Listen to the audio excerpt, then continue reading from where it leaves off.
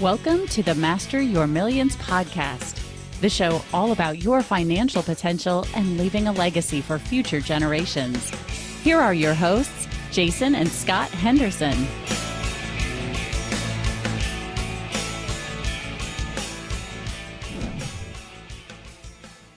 Hello, and welcome back. I am your host, Scott Henderson, and my co-host is Dr. J. We are experienced investors with a huge advantage of over 100 years of wisdom and experience. Here today on Master Your Millions, we're super excited to have our guest, Brian. Jason, tell us a little bit about Brian. Yes, Brian Littlefield is, kind of an all-American guy. He has done a lot of different things.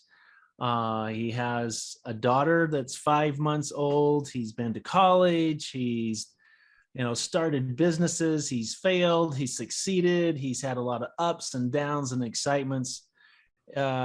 Super happy to have you, Brian. Thank you for being on our podcast today. We'd like to start, Brian. Maybe would you tell us a little bit? We were chatting a little bit before we started recording. I need to back up and also tell you that right now, Brian is the main formulator for Jocko Fuels. That's a whole brand of supplements that's out there. Some of our listeners may recognize the name Jocko. He's a Green Beret. Is that correct? Navy SEAL.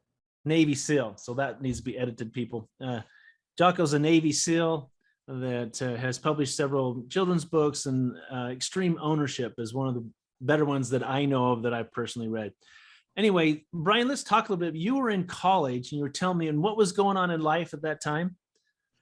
Yeah, so I came from a athletic family, and I was like the ungifted one genetically. Like all my brothers were like eat whatever they want. We're great athletes, and I was always on the struggle bus. Like I always had to work harder and like diet. They could eat what they want, I couldn't. So I went off to college, blew up, became like 265 pounds, and really I just hit this inflection point one day. I was like, I need to change my life. And it was like a turning point. And like I was mentioning a second ago, like I always excelled, and even though I pursued business, I always excelled in sciences. And so I just dove into all things like health, wellness, diet, nutrition, everything. So I became my own guinea pig. And fast forward, the next thing you know, I'm like in my college apartment, and I'm like blending different nutraceuticals together and using an encapsulator and like trying stuff for myself. So that's where it all started. You asked me what my original product was. I'd say it was my own blend in my own apartment. So I love that. That's really cool. So I'm assuming that as your own guinea pig, you came along some stuff that actually helped you, and then you turned around and started your first business. Is that how that went? Or yeah, so I quickly realized that supplements, nutraceuticals, like they work. Certain ones, right? I mean, there's stuff that will and won't work for each and every individual, but there are things that have been scientifically proven to work. And for the right ones, for the right people, they work really well. And so what I kind of did was I had the time to be able to figure that out for myself. And then fast forward, I graduated school. I had a job lined up with a financial company. Actually, it was supposed to be like this fast track program to like branch management. And I got the rug pull like 3 days after graduation. I was like one of my first in the class to get the lineup and to get the job lined up. And then a couple of days after I graduate, they call me and they're like, hey, like, I know you're supposed to start tomorrow, but the program got cut in funding nationwide. And like, you were one of the 60% of people that aren't going to be brought on. And so that was a little bit brutal. So I had to fall back on what I knew. And I pivoted into nutrition very quickly. So that is brutal. So you've pivoted into what you knew, but what did you do? I mean, did you go start a business? You go find someone, hey, I want to formulate for you. What was going on? Yeah, that's exactly what I did. So at the time, I was also teaching Brazilian Jiu-Jitsu because I had been doing Brazilian Jiu-Jitsu for a while. I was helping out as an assistant instructor at an academy. We had a little plaza there on a main road in a small city in Ohio is where I was at the time. And I went to the guy who owned the business at the time, and I was like, hey, how do you feel about partnering? We have the space here to open up an actual like small brick and mortar. We don't need to do it franchise. Let's just see how it goes. Like, we can open it up to the public, but we can also sell to all of our jiu-jitsu athletes, and we had a bunch of MMA fighters and stuff at the time. So we had built-in customer base, and like we had great opportunity for foot traffic. So he was totally into it. My partner at the time, because everybody would come. I was the guy everybody would come to for nutritional advice. Like, they're like, hey, what protein should I be taking? Like, should I be taking this pre-workout or this one? Like, what multivitamin should I be taking? So it was always like, I had become the person people came to. So I quickly pivoted into that, and we opened up a small brick and mortar and ran it for a couple of years. And that allowed me to also curate different programs for people and see what worked and what didn't work. So I got a really vast knowledge quickly, because all these companies start sending you all these samples. They're sending their sales reps. Like, you just get to see everything in the marketplace. It was a pretty cool advantage I got early on. So I taking it you were formulating at that point. You had obviously had an encapsulator, and you had to balance and mixing machines and everything, whether it's a roller mill or what have you, and to mix them together to put it. That's what you were doing in this store. Were you also selling other people's supplements? I was selling other branded stuff, but at the time, like, I still would get in bulk ingredients. I actually have, you can't see it over there, but I have in the lab. I have the same small little V blender that I had back in the day. So it's, yeah, it was fun. I was definitely doing that stuff then, but of course I carried I carried all the major brands at the time that I felt were solid, and I was selling on their products at the time. Yeah. And what became of that business? So we ran that for a couple of years. Through jiu-jitsu, I ended up meeting Pete Roberts, the founder of Origin. I grew up in Maine. So I was back home visiting family, and I was like, I need to find a place to train. And I went in and quickly realized, like, oh, I made the connection between Origin Jiu-Jitsu and Origin, this gi company that I had heard of. And I walk in, and there's a loom running, weaving fabric, and a bunch of sewing machines. And I'm like, this guy's got like this little micro factory in the middle of the woods making stuff. And quickly, being jiu-jitsu guys, like both, Americans, red-blooded patriots, we hit it off quickly. So I started actually helping him on the side with the Origin, trying to help promote the business, actually created a wholesale division for the business. And I would basically get my store covered. And on weekends, I would literally drive within like a 6-hour radius of where I was in Ohio. And I would just go train at different academies and just tell people about the products of Origin. And, it was the only American made and American manufactured martial arts equipment at the time. It still is. But that was cool. And it just allowed me to go train with a bunch of people at the same time. It was a little bit of a self-serving thing as well. So it was win-win. I quickly grew the wholesale division from like 0 to over 100 accounts within the first 12 months. And Pete called me one day, and he's like, hey man, like, what do you think about moving back to Maine? And, we'll do something on the nutrition side of things, and you help me continue with Origin. And it was just, the timing was right too, because my business partner at the time in Ohio was deciding he wanted to relocate to Florida, and I was going to have to take over the business myself. And it just like, it was this weird, impeccable timing. And I was like, cool. So we shut down the business in Ohio, and I moved back to Maine. I went home that day, walked into the house, told my wife, hey, we're moving back to Maine. And she was like, okay, let's go. So. Wow. That's cool. Yep. Jiu-jitsu, Brazilian jiu-jitsu, I hope I'm saying that right. It sounds like a fairly narrow part of the world. I mean, there's not like millions and millions of people. So, I mean, you kind of niched in there, right? Yeah. So it was a very niche subset of people, and there was good, that there's good and there's bad to that. So when I moved back to Maine, we launched the nutritional division. And what we did was we actually, again, kind kind of impeccable timing. But a couple months after I moved back and we were going through the idea of launching the nutritional division of Origin, he had a buddy who had a small supplement brand, kind of like a private label brand, in the jiu-jitsu sector, that had just happened to reach out to him and was like, hey, do you want to buy me out? You know, I heard you were looking into nutrition. I want to get out of it. So we bought him out. We actually ran that for about a year. And like you said, it's very small, but jiu-jitsu itself, it's still relatively small, but like has grown, you know, we're talking, this was 7 years ago. It has grown exponentially since then, like really become almost mainstream. And now you have these, you know, major celebrities that are doing it. It's really like brought it into, you know, the limelight. So it's a little bit different now, but when we started, you know, 2015, it was very small still. So it definitely made it more difficult, but we bought that business and we actually made our first, what we call, Pete and I call tuition payments. So that's what we call our mistakes. Like they're tuition payments. It's like, you're going to take it and you got to look at it and say, how can I use this for my advantage in the future? Right. It's not a mistake. It's an investment. And that's when we made our first tuition payment. And what it was we bought this niche brand within jiu-jitsu, and it was doing, you know, a couple $100,000 a year in revenue at the time.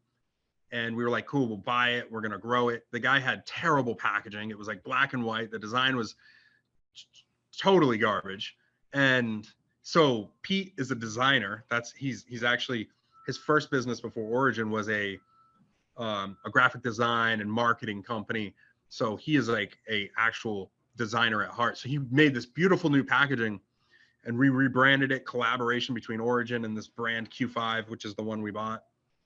And we launched it out there, and we lost 60% of the business like overnight, because it was so disruptive to the existing like core consumer. They saw it as like weird. They were like, where did the original founder go? We didn't do a good job storytelling and letting people know like that we were going to be going through this merger. So it was super disruptive, and we actually lost a massive majority part of the business in the first year. It was pretty crazy. Wow. Yeah. So why I brought up the whole niche thing is that some people out there, they are afraid to niche what they're doing, right? They say, oh, I need to have a huge market. I need to do this or that. Speak a little bit to that, to where, you know, when you're focusing on this, and particularly in the nutritional industry, is so massive, and yet you were pretty good at going after one little niche and saying, okay, why the decision? What other kind of lessons have you brought from that? Yeah, I actually would completely agree with you. In something where the nutritional like world is so massive and there's so many brands and so many products, to just go after a broad swath of people, you know, like all males or all females or everybody 18 to 50, is like, you're going to have a really hard time, because there's a lot of powerful brands out there that kind of already doing that. You're way better off to go in and target a small subset of people and grow that core base outside of that, you know, really find the people that it resonates with first and grow from it. And we did that with jiu-jitsu for sure. Like it's to me, it's the best way to speak to someone. And I actually think it's more important with nutrition than, like, let's say apparel, because when someone puts something in their body, they have to trust you. And it's when you talk to someone and they feel like you're one of them, they're just going to trust you more. And so it's going to be easier, like more accepted. Okay. So what would you say has been your most successful formulation? Oh man. Most successful. So, like, what would the gauge of success be? Because I mean, to me, Highest revenue. Highest revenue. I mean, if you take our energy drink, that we completely like reinvented the category. If you take that and you take like all flavors and all channels, I mean, that would be our highest revenue item combined. But yeah. Now this is the one that you eliminated caffeine from. Is that correct? lowered caffeine significantly. So, where the standard now is somewhere between like 200 and 400 milligrams per can. Excuse me, we're at 95 milligrams per can, which is about as much as a cup of coffee. There's also a 1-to-1 ratio with theanine in there. So obviously that's super balancing. So you're not going to get that overstimulated feeling, and you're also going to reduce the crash. But we used the nootropic ingredients to kind of make up for the lack of caffeine to help with that alertness and focus. You've done anything with this dynamine? I'm actually playing with dynamine and teacrine right now, actually in a new pre-workout product. Well, maybe people out there knowing what's coming next. So you were with Origin for a while, and then how did you make that transition from there to Jocko Fuels? Well, before we jump into that, I want to know what happened after the year. You bought this nutrition company, and after a year, you, for lack of terms, crashed and burned. Did it get better from there? Did you pull out? What happened? So what's great is actually what happened is it answers both questions. So the timing is impeccable.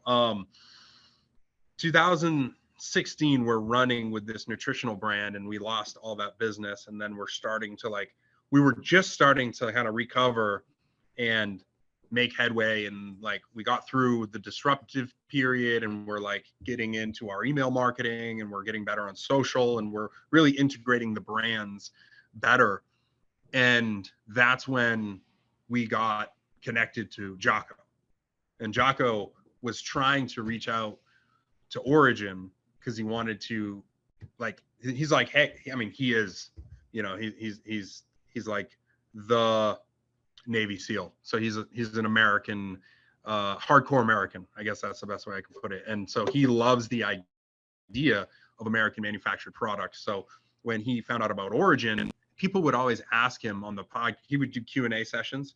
So on his podcast, people would always ask him hey, what kind of gi should I buy? Because he was always talking about jiu-jitsu. He would always say Origin, and we didn't even know it. And we really didn't, I knew of Jocko at the time, and Pete didn't know much about Jocko at all at the time. And so we were really surprised when he reached out, and he's just like, hey, I want to get on the phone and figure things out. So there was a long Zoom call between Pete and Jocko, and it was kind of funny because Pete and I had gotten kicked out of our micro factory in Little Industry, Maine, downtown in Farmington, because we had ran out of space. We literally had to make room for sewing machines. And I listened to their 4-hour Zoom call, and it was like a moment where I was like, okay, this relationship's going to work. This guy brings a megaphone to what we're doing on both sides of the business, on Origin and on Origin Labs is what it was at the time before it became Jocko Fuel. And that's where he came in, and he's just like, hey guys, I want to help blow this thing up. I want to be a part of it. And when he realized we were doing nutrition, we talked, and he's like, hey, can it be done? Because he had been really disgruntled by an experience years ago when that consumer report came out about the heavy metals in the protein. And when he was literally consuming it all the time. He had it in his house. His kids were all growing up, they're athletes. He was giving, the muscle milk stuff to them. And then this consumer report came out, and, obviously it really pushed a lot of people away from the industry. So he was really hesitant, and we had to talk to him, and I had to walk him through. I'm like, hey man, we just gotta make sure we're doing all the appropriate testing, which is expensive. Do all the third-party testing, put people before the product, put people before profits. That's it. We just, as long as we force rank that priority, and we're good with that, and we're all aligned, we can still make really good money, but we have to prioritize people before the bottom line. And as long as we can do that, we're all aligned, we're good. And he was like, cool, I'm in. And that's where things took off. We had quality product, we had a great team, and now we had the megaphone. And that's really where it's been a rocket ship. So ahead, quickly, when he first approached you, was it because you guys were so in the jiu-jitsu community Like that's how he heard of you and is like, hey, this is who I need to talk to. Yes. Okay, so I need to point that out for a lot of our listeners. That is the reason why you want to niche in on something, because you become known as the expert in that one particular way, and then it expands from there. Go ahead, Jason. Oh, that's really good, Scott. That's what I was alluding to earlier, that many people think that they need a great big market. However, when you niche into something, I've heard a saying says, once you niche, you become rich. And you find the right niche and you run with that.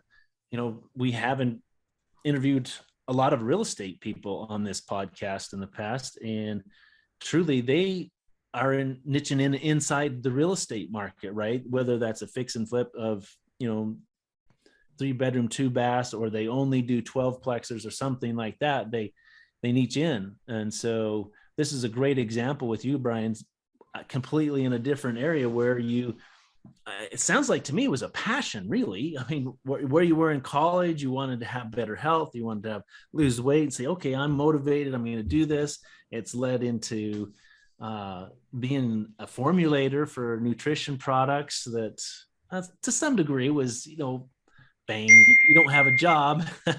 You're going, you got to fall back to something else. Yet it's been a passion of you. I can tell as you talk about it. For those on the podcast, you're not being able to see, but he's got a lot of equipment and even a hormone up on the wall, at least the carbon framework of a hormone on the wall behind him. He's really into what he's doing, and he's sincere about what he's doing. He cares about people. I really like what you said earlier about putting people before profit. That's pretty cool. So what's it like working with Jocko? I mean, for the people that know him he's kind of well known as giving that megaphone. What's it like?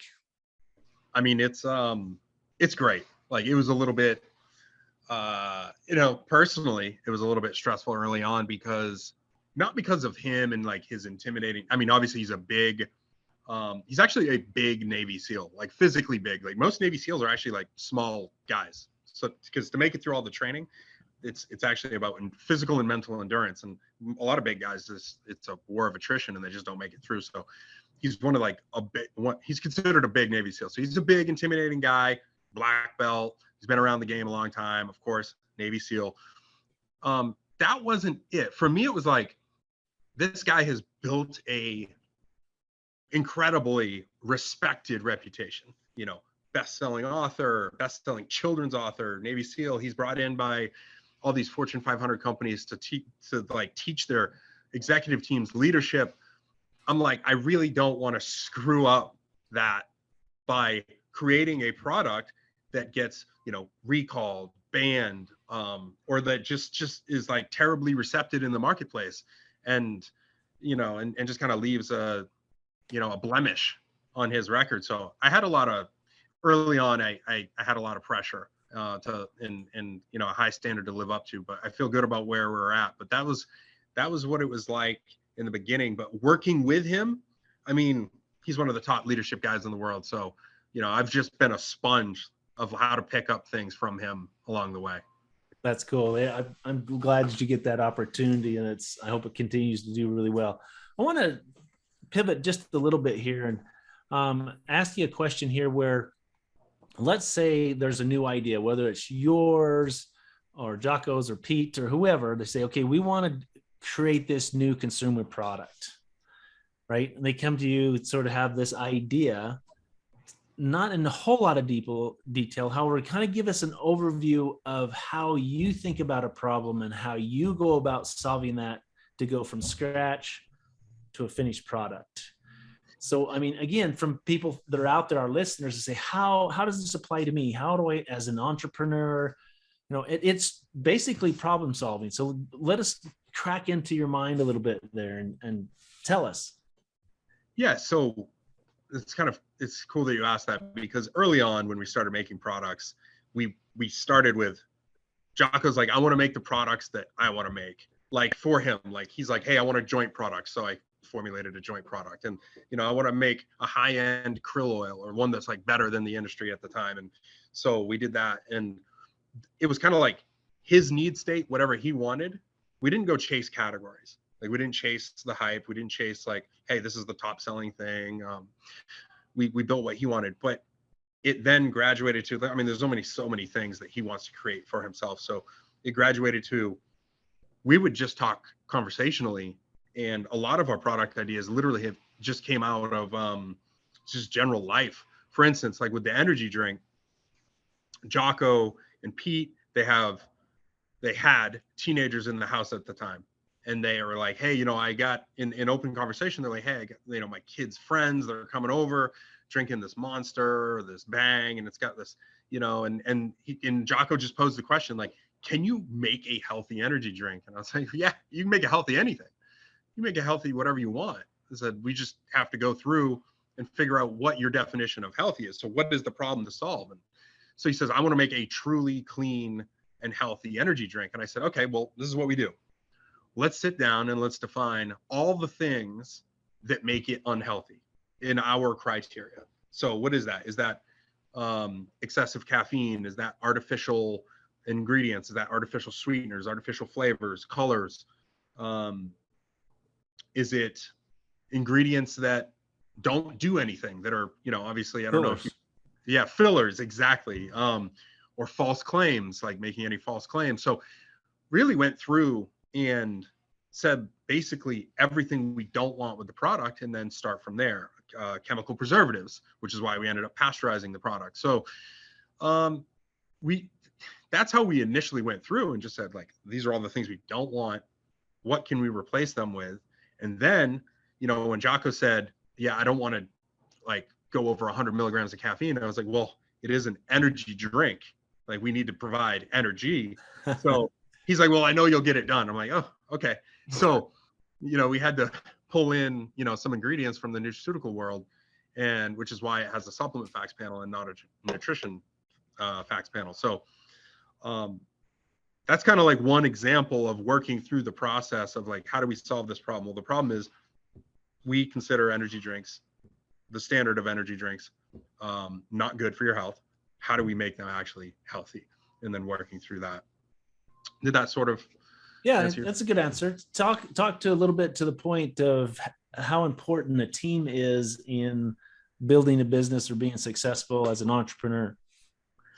Well, it's incredibly important because you can't be great at everything, right? I mean, we've had I call it the trifecta. We've had a perfect trifecta. Like, I don't know anything. Like, I can't open Adobe programs and design packaging.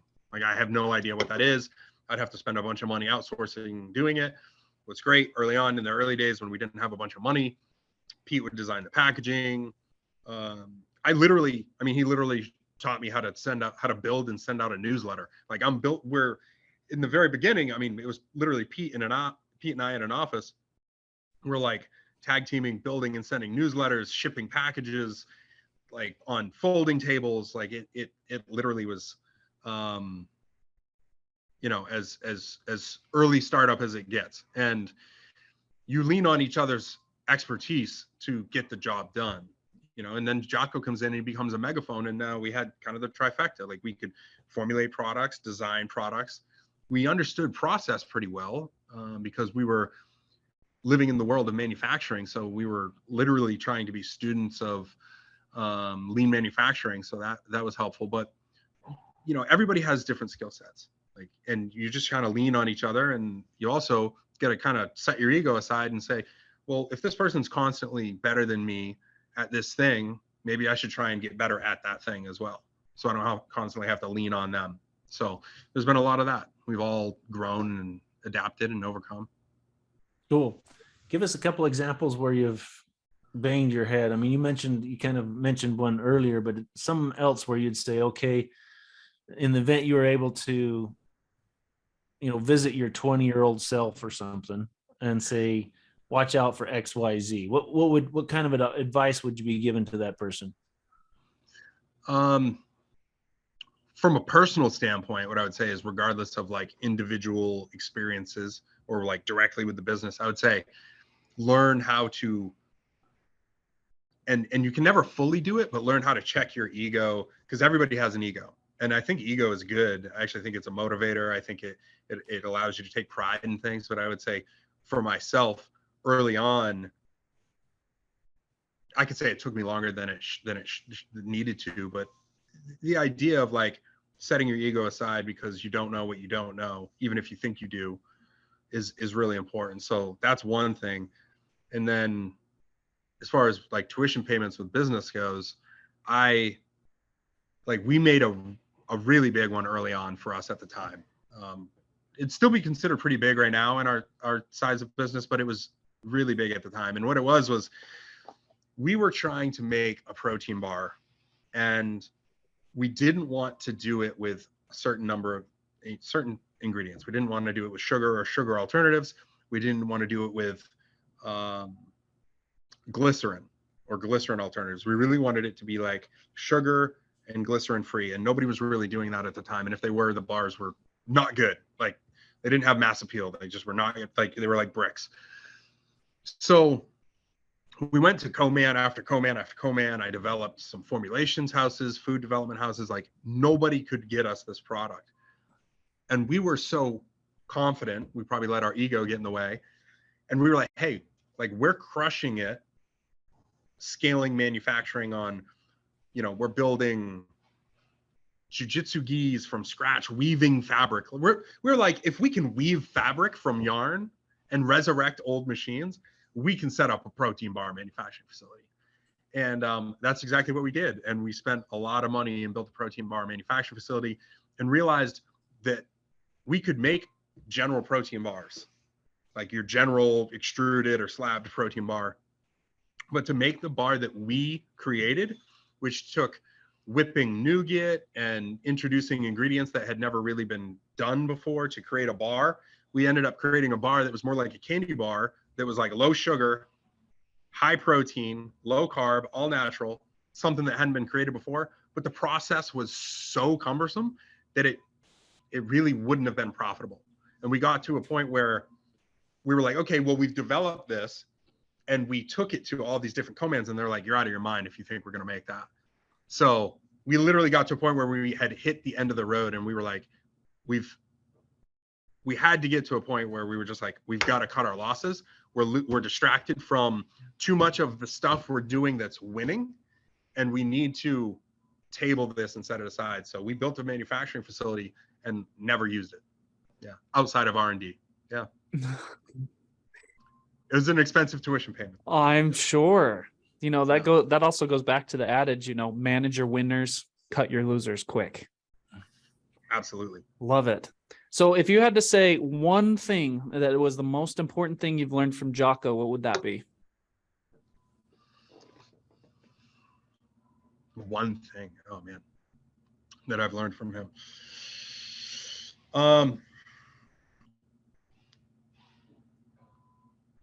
Winning for the team and the mission is not the same as winning for yourself.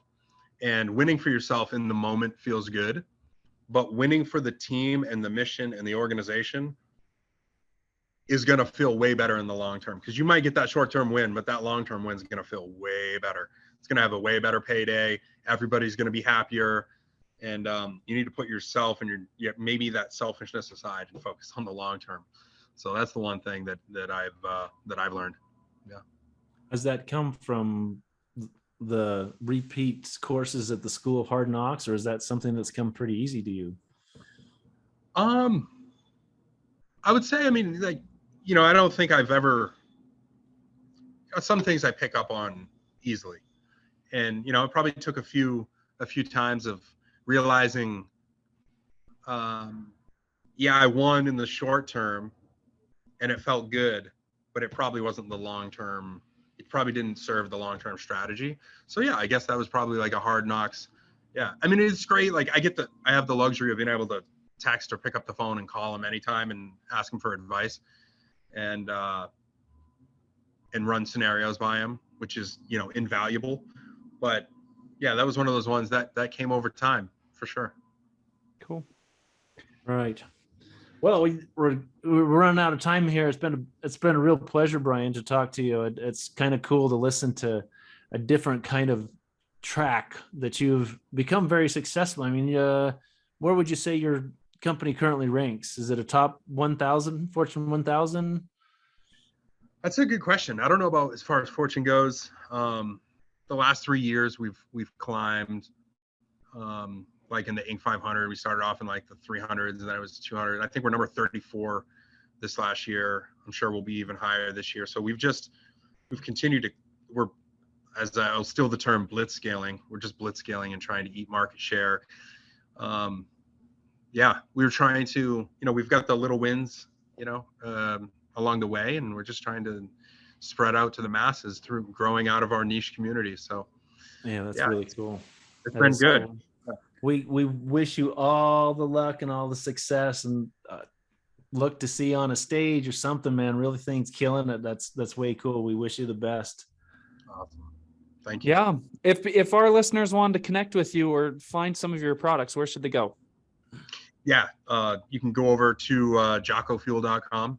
That's where you're going to find all of our nutritional products. If you want to find any of the Origin products, it's originusa.com.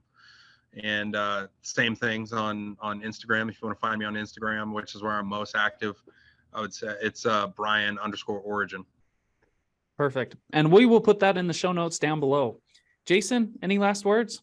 Nope. It was fun talking to someone that's a little bit of a geek like myself. I love that. Yet someone who's just in the trenches doing it. So thanks a lot, Brian. Oh, thanks for having me on. It was a great conversation. I agree. Remember, guys, remember, if you'd like to connect with us, make sure to hit us up on Facebook, Instagram, Twitter, or shoot us an email. Again, all the links for everything talked about today are in the show notes down below. Remember, mastering your millions all starts with your mind and your team. Make sure they're the best. Catch you next time. Thanks for listening to Master Your Millions with Jason and Scott Henderson.